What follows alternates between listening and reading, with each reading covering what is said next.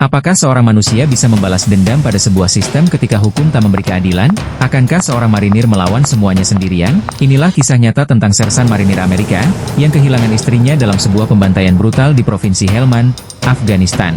Namun, alih-alih diam dan menyerah, ia memilih untuk kembali, sendiri. Sersan John Keller, marinir asal Texas, bertugas di Afghanistan selama 3 tahun. Dalam salah satu misi kemanusiaan, ia bertemu dengan Mariam, seorang perawat lokal yang membantu korban sipil. Mereka jatuh cinta, menikah secara sederhana di pangkalan. Namun kebahagiaan itu hanya sebentar. Suatu malam, Mariam dan seluruh keluarganya dibantai oleh kelompok bersenjata tak dikenal. Rumah mereka dibakar, tubuhnya ditemukan hangus, dengan tanda-tanda penyiksaan. John melaporkan kejadian itu. Namun hasil penyelidikan militer, tidak menemukan pelaku yang pasti.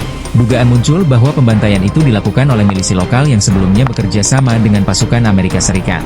Namun semua bukti menghilang. Pemerintah menutup kasus ini demi stabilitas diplomatik.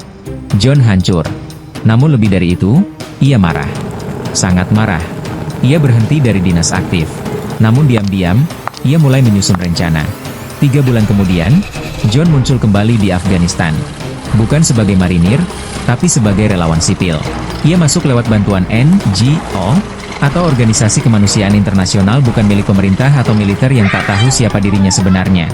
Dengan uang dan koneksi lama, ia menyamar sebagai teknisi pembangunan sumur. Tapi sebenarnya, ia hanya mencari satu hal, nama-nama yang dulu bekerja di dekat desanya bersama kelompok bayangan bersenjata. John mulai membunuh mereka satu persatu. Diam, cepat, dan bersih. Seorang mantan komandan tewas diracun dalam teh. Penembak bayaran diledakkan saat tidur di gubuknya. Tidak ada yang tahu siapa pelakunya, tapi kelompok bersenjata mulai menyadari. Mereka menebak bahwa pemburu itu adalah hantu dari masa lalu. Tapi belum tahu, bahwa hantu itu adalah seorang marinir yang kehilangan seluruh jiwanya. Semua berakhir di sebuah lembah terpencil di antara pegunungan Safitkoh. Markas terakhir kelompok pembantai Mariam ditemukan. John menyusup malam-malam. Pertempuran pecah. Seorang pria besar, pemimpin pembantaian, berteriak, "Kau seharusnya mati di Amerika." John menjawab pelan, "Kau membakar hidup-hidup hatiku." dan satu peluru menutup sejarah kelam itu. Beberapa tahun kemudian, suatu kali seorang reporter muda menemuinya, mencoba menulis kisahnya. John hanya berkata, "Jangan tulis soal saya, tulis soal dia.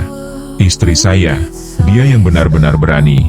kadang, hukum tidak cukup cepat untuk memberi keadilan. Dan ketika cinta direnggut secara kejam, ada jiwa-jiwa yang memilih jalan sunyi untuk membalas.